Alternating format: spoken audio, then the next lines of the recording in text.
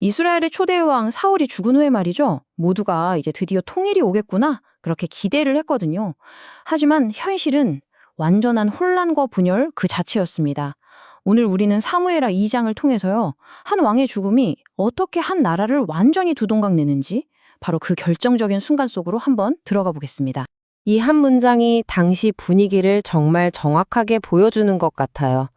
사울의 비극적인 죽음이 끝났으니 이제 축하하고 기뻐해야 할 것 같잖아요. 그런데 그게 아니었다는 거죠. 오히려 나라 전체를 더 깊은 위기 속으로 몰아넣었습니다. 축하의 노래가 아니라 슬픔의 노래가 울려 퍼졌던 겁니다. 자, 그럼 지금부터 이 5가지 핵심 포인트를 하나씩 따라가 보면서요. 이스라엘 역사에 있었던 이 거대한 전환점을 함께 살펴보도록 하겠습니다. 네. 먼저 사울 왕이 죽은 직후의 상황부터 한번 볼게요.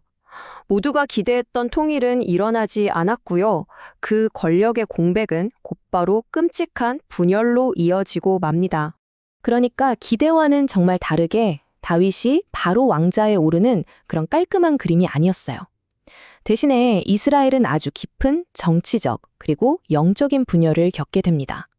한쪽은 유다 지파를 중심으로 다윗을, 그리고 다른 한쪽은 사울의 아들을 따르면서 말 그대로 나라가 둘로 쫙 쪼개진 것.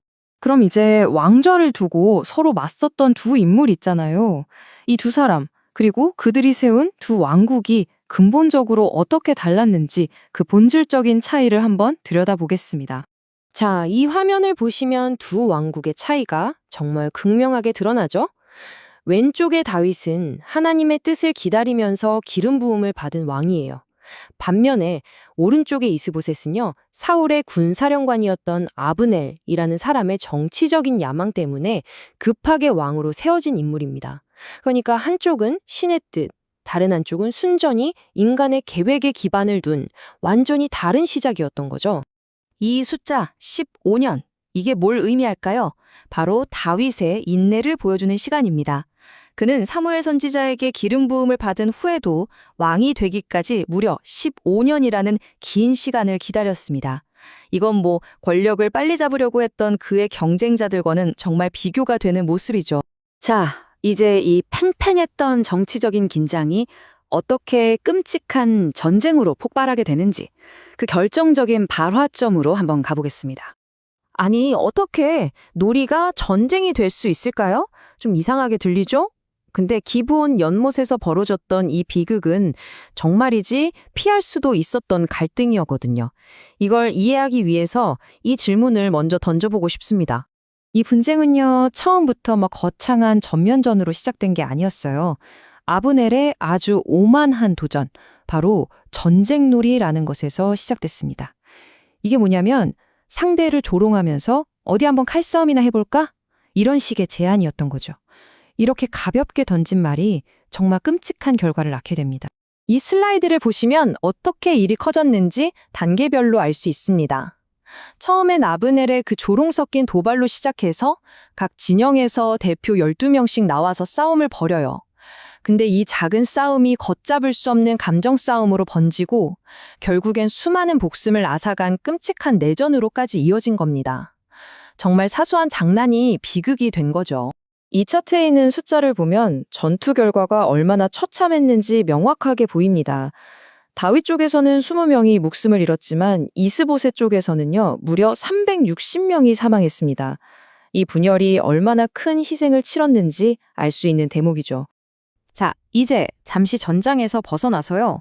그렇다면 다윗이 어떻게 궁극적인 성공을 거둘 수 있었는지, 그 핵심 열쇠가 무엇이었는지 한번 살펴보겠습니다. 바로 이겁니다. 이 간단한 질문. 내가 어디로 가리일까? 이 질문 하나가 다윗의 리더십 스타일이 완전히 근본적으로 변했다는 걸 보여줍니다.